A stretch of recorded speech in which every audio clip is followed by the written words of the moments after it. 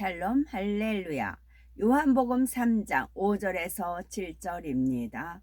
예수께서 대답하시되 진실로 진실로 네게 이르노니 사람이 물과 성령으로 나지 아니하면 하나님의 나라에 들어갈 수 없느니라. 육으로 난 것은 육이요 영으로 난 것은 영이니 내가 네게 거듭나야 하겠다 하는 말을 놀랍게 여기지 말라. 아멘. 2차 영혼육 12번째 말씀과 하나님 사람의 마음 영입니다. 영이신 하나님의 마음을 더 깊이 깨달을 수 있도록 말씀과 하나님 사람의 마음 영 등에 대해서 증거합니다. 우리가 신앙생활을 한다는 것은 궁극적으로 자신의 마음을 하나님의 마음을 닮은 마음으로 변화시켜 나가는 것입니다. 그러기 위해서는 사람의 마음이란 무엇인지부터 알아야지요. 우리가 신앙생활 한다는 것의 궁극적인 목적은 나의 마음을 하나님 마음을 닮은 마음으로 변화시켜 나가는 것. 나의 마음이 하나님 마음을 닮아가는 것입니다. 성화라고 하잖아요. 그것을. 자, 말씀과 하나님입니다. 하나님께서 아담에게 채워주신 영의 지식들이 말씀이며 이러한 하나님의 말씀을 기록한 것이 성경입니다. 많은 경우에 말씀은 곧 성경에 있는 말씀이요 진리라는 정도로만 막연하게 생각하지요. 그런데 성경을 보면 말씀에 대해 여러 가지 표현이 나옵니다. 말씀은 곧 하나님이시리라 말씀은 곧 하나님이시라 했고 또 말씀이 육신을 입고 이 땅에 오신 분이 예수님이라고 했지요.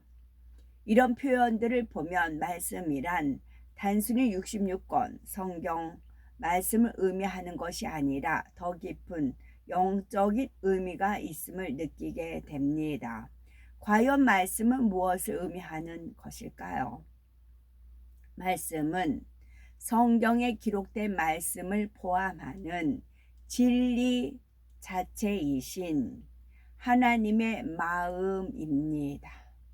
말씀은 성경에 기록된 말씀을 포함하는 진리 자체이신 하나님의 마음이 말씀입니다. 이 마음은 만물을 창조하신 하나님의 권능이기도 하고 동시에 영원 전부터 영원 후까지 계시며 무한하신 하나님의 근본된 실체이기도 합니다. 요한복음 1장 1절에서 3절은 태초에 말씀이 계시니라. 이 말씀이 하나님과 함께 계셨으니 이 말씀은 곧 하나님이시니라. 그가 태초에 하나님과 함께 계셨고 만물이 그로 말미암아 지은 바 되었으니 지은 것이 하나도 그가 없이는 된 것이 없느니라 하셨습니다. 하나님은 영이시고 무한하신 분이므로 시작과 끝이라는 개념이 필요 없으시며 영원 전부터 영원 후까지 존재하시지요. 그러므로 하나님의 존재를 설명하기 위해서는 태초라는 말조차 필요가 없지만 여기서 태초라는 구분점을 주신 것은 사람 편에서 이해할 수 있도록 하기 위함입니다. 사람은 혼이라는 틀이 있어서 반드시 시작과 끝이 있어야 이해할 수가 있기 때문이지요. 혼적인 한계를 깨뜨리고 궁구해 본다면 하나님께서는 시작이 없다는 것이 너무나 당연합니다. 참고로 창세기 1장 1절은 태초에 하나님이 천지를 창조하시니라 하여 태초가 나오는데 이는 요한복음 태초와 의미가 다릅니다. 창세기의 태초는 영원 전의 태초가 아니라 하나님께서 천지 만물을 지으신 시점으로서 실제 시작이 있는 것이지요. 요한복음 1장 1절에서 3절은 태초에 말씀이 계셨고 하나님이 말씀과 함께 계셨다고 하여 마치 말씀과 하나님이 각각인 것처럼 표현을 합니다. 그런데 이어서 이 말씀은 곧 하나님이시라 하여 말씀과 하나님이 하나임을 설명하지요. 또 태초에 하나님이 계셨다 하지 않고 태초에 말씀이 계셨다 했으니 하나님보다 말씀이 먼저 계셨다는 것을 나타냅니다. 즉 하나님의 말씀은 하나이지만 각각 분리해서 칭할 수도 있고 분리해서 생각할 때는 말씀이 먼저라는 것입니다. 태초에 하나님께서 홀로 계실 때는 온 우주 공간 가운데 하나님의 마음 곧 말씀이 빛과 소리로서 존재하셨습니다. 그러다가 어느 시점에 이르러 하나님께서는 인간 경작을 위해 영의 형상을 입으셨고 동일한 마음을 가지신 삼위일체 하나님으로 분리되셨습니다. 곧 성부, 성자, 성령 하나님이시지요. 따라서 삼위일체 하나님 곧 성부, 성자, 성령의 근본이 모두 말씀이라고 할 수가 있습니다. 성부 하나님과 마찬가지로 근본이 말씀이신 성자 하나님께서 사람의 형상을 입고 이 땅에 나타나신 분이 바로 예수님이시지요. 그리고 예수님의 모든 말씀과 행함은 온전히 하나님의 마음 그대로를 나타내 주셨습니다. 그러므로 예수님께서는 나를 본 자는 아버지를 보았다라고 말씀하셨던 것이지요. 하나님이라는 명칭을 가지신 것도 인간 경작을 계획하신 이후였습니다. 삼위일체 하나님으로 분리되시고 천군 천사나 사람 등 다른 존재들이 있게 되니 서로 구분할 수 있는 명칭이 필요하게 된 것이지요. 말씀 곧 하나님의 마음이 먼저 있으셨고 하나님의 명칭과 하나님의 형상은 나중에 생긴 것입니다. 여기서 자꾸 읽으면서 태극기가 떠올려져서 지금 제가 공부 좀 하냐고. 이제 태극기가 있으면 그 태극의 심장이라고 했어요.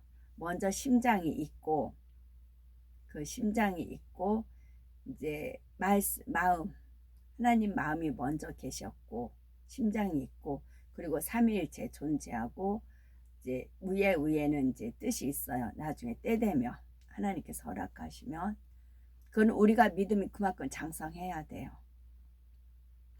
받아들일 수 있는 마음이 되면 그때 하나님께서 풀어주세요. 그리고 삼위일체 하나님 있고 결론은 뭐예요? 시작과 끝이잖아요. 처음과 나중, 알파와 오메가. 그럼 처음과 그 다음에 짝대기 6개. 알파, 오메가, 시작, 끝, 처음, 나중. 이제 성경이 바뀌어가지고 저도 시작, 끝, 시작, 나중 뭐 그렇게 돼 있고 처음, 나중, 알파, 오메가, 시작, 끝, 시작, 처음, 나중, 처음, 끝. 그렇게 되나? 그렇게 돼요. 일단은 태극기는 일단 거기까지 풀었어요. 지금 계속 그렇게 저는 그렇게 이제 자꾸 이미지가 형상이 되니까 이 말씀하고 그 태극하고 연결을 시켜서 이제 지금 떠올리면서 말씀을 지금 읽고 있습니다. 그렇지만 말씀과 하나님은 각각 존재하는 것이 아니라 결국 하나이신 것도 기억해야 합니다. 태극기도 각자가 아니잖아요. 태극기 하나에 동시에 하나가 있는 겁니다. 비유를 들면 사람의 몸이 있기에 그림자가 있고 그림자가 있는 것을 보면 실체인 몸이 있음을 압니다. 결국 몸과 그림자는 하나에 각각 존재하는 것이 아니라 함께 존재하는 것인데 굳이 선우를 따지면 몸이 먼저인 것이고 이처럼 말씀이 하나님보다 먼저이지만 결국 말씀과 하나님은 하나라는 것이지요. 말씀은 하나님의 마음이라 했습니다. 우리에게 주신 성경 66권 말씀은 무엇입니까? 이는 하나님의 마음이며 근본 속성이신 말씀의 일부분으로 무한하신 하나님의 마음 중 인간 경작을 받는 우리가 알아야 하는 최소한의 내용을 기록해 주신 것입니다. 그러니 우리가 성경 말씀을 양식 삼으면 이 말씀이 우리 안에 거하게 되고 이는 곧 하나님의 마음이 우리 안에 이루어진다는 말이 되지요.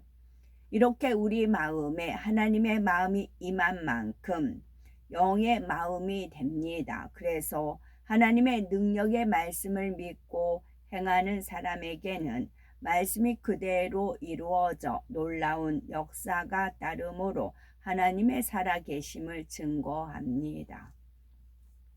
그러면 사람은 마음이 먼저일까요? 형상이 먼저일까요? 하나님은 마음이 먼저라 했어요.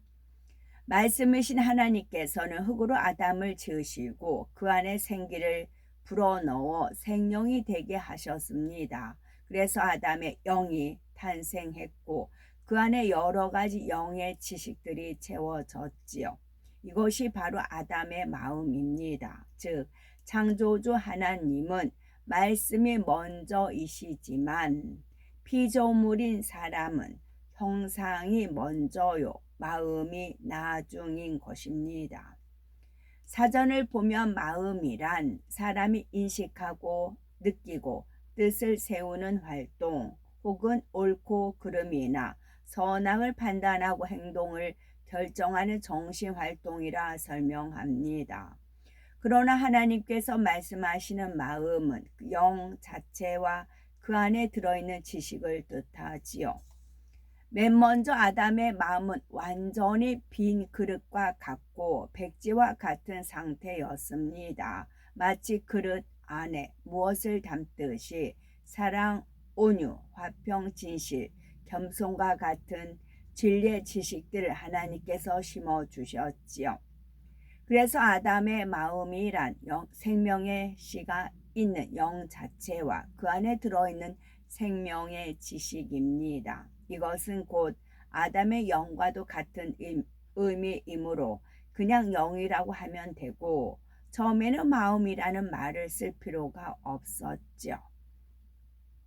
그런데 아담이 범죄하여 그의 영이 죽은 후에는 마음과 영이 더 이상 같은 의미가 될 수가 없었습니다. 아담의 영이 죽게 되자 그의 마음에서는 생명의 지식들이 하나하나 빠져나가게 되었고 그 대신 혼을 통해서 원수 마귀가 심어주는 비진리의 지식들이 들어오게 되었습니다. 이처럼 아담이 타락한 후에 사람의 마음은 원래 있던 진리 대신 비진리가 생명의 씨를 감싸고 있는 것이 되었지요. 마음 안에 진리만 있을 때는 영이라고 하면 되는데 그 안에 비진리가 들어와서 더 이상 영이라 할 수 없으니 마음이라 부르게 된 것입니다. 신앙생활을 하는 것은 우리의 마음을 하나님의 마음을 닮아가는 거라고 했어요. 하나님 마음은 자체가 영이라고 했어요.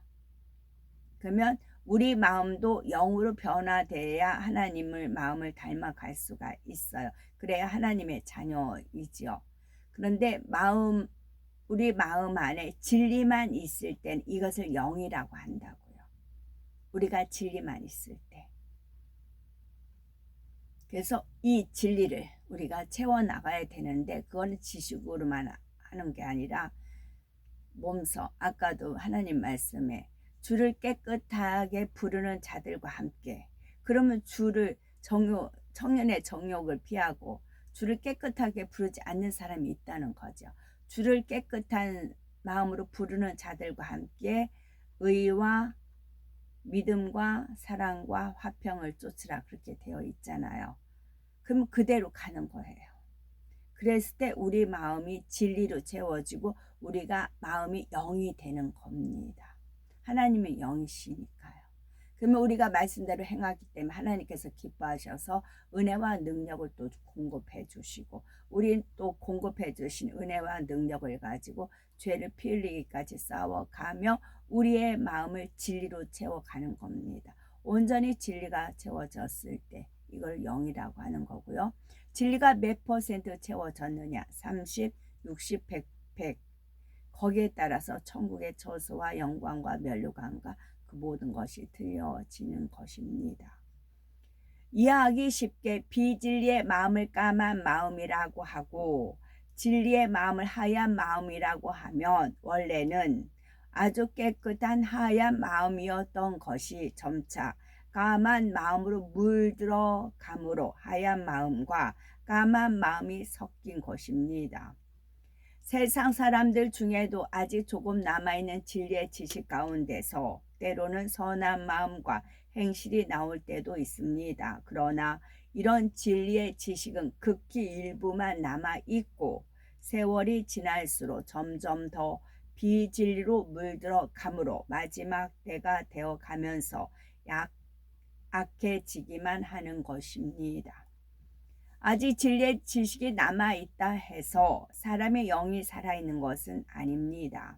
아담이 범죄했을 때 이미 생명의 근원이신 하나님과의 관계가 단절되었지요. 더 이상 하나님으로부터 생명의 지식을 공급받지 못하며 이전에 받은 생명의 지식이 약간 남아있다 해도 결국은 다 뽑혀 나가게 되어 있지요.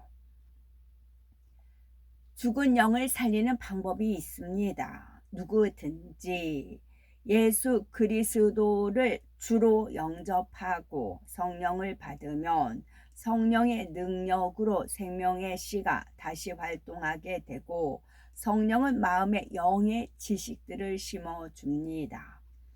그래서 성령을 받고 신앙생활을 해나가면 아담 이후로 점점 검어진 마음이 하얀 마음으로 변화되지요. 불같이 기도하면서 피 흘리기까지 죄와 싸우는 만큼 까만 마음이 점점 사라지고 사랑, 선, 진실, 온유, 겸손과 같은 영의 지식들을 받아들이는 만큼 하얀 마음이 더 많아집니다. 이렇게 계속 나가면 마침내 까만 마음이 조금도 남지 않는 온전한 하얀 마음으로 변화되는데 이것이 바로 성결되는 과정입니다. 그런데 어떤 사람들은 성령을 받기는 했는데 마음을 변화시키지 않지요. 하나님을 믿는다 하면서도 여전히 죄악 가운데 까만 마음으로 살아가는 것입니다. 혹은 처음에는 열심히 죄를 버리기 위해 달려가다가 어느 순간부터 미지근한 신앙이 되어서 죄와의 싸움을 그쳐버리는 경우도 있지요. 전에는 조금씩 하얀 마음으로 변화되고 있었는데 죄와의 싸움을 멈춘 다음부터는 또다시 까맣게 물들어가는 것입니다. 이처럼 성령을 받았다 해도 여전히 까만 마음, 비진리의 마음으로 있으면 그 속에서 생명의 씨가 힘을 얻을 수가 없습니다. 우리의 구원은 마음의 성령만 임해서 되는 것이 아니라 물, 곧 말씀이 임해야 되는 것입니다. 또한 성령을 받았다 해도 마음을 변화시키지 않고 계속 까만 마음으로 있으면 이미 받은 성령이 소멸될 수가 있지요. 한 번 성령을 받고 구원받았다 해도 거기에 안주하여 변화되지 않으면 요한계시록 3장 1절 말씀대로 살았다 하는 이름은 가졌으나 죽은 자가 되는 것입니다. 그러므로 주님을 영접하여 성령을 받았다면 부지런히 마음의 죄악을 벗어버리며 진리의 지식을 담아가야 하는 것이지요. 온전히 하얀 마음으로 회복될 때까지 쉬지 않고 노력해야 하는 것입니다. 하나님께서는 우리가 하나님의 마음에 대해서 배우고 깨달을 수 있도록 하나님의 마음에 담긴 진리의 지식들을 성경 안에 기록해 주셨습니다. 우리가 성령을 받고 이 말씀들을 부지런히 양식 삼아 하나님의 마음을 닮아가는 만큼 이 땅에서도 범사에 잘되고 강건한 축복을 받을 뿐 아니라 전국에서는 하나님의 보좌 더 가까이 가게 됩니다. 흠도 티도 없이 하얀 마음을 이루고 온 집에 충성한 사람들은 바로 아버지 하나님의 보좌가 계시는 새 예루살렘 성에 들어가 영원히 살지요. 아버지 하나님께서는 우리 모두가 새 예루살렘에 들어오기를 고대하고 계십니다. 우리들은 아버지 하나님의 마음을 온전히 닮은 참 자녀가 되어 새 예루살렘의 영광 중에 거하셔야 되겠죠. 아멘. 샬롬.